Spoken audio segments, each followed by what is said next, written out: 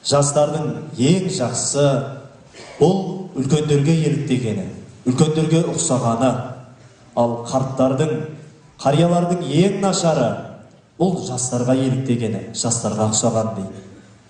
Өмірінің жазы кетіп күзі қалса да, өзін жастар секілді сезініп, жастарға еліктеп, жастар секілді киініп, өзінің немересіндей қызға қырындап жүрген қарияларды пайғамбарымыз ең нашар қариялар дейді. Құлшылық жасап ақыл айтатын кезінде әлі қартайғысы келмей жүрген қариялардың бар екені рас.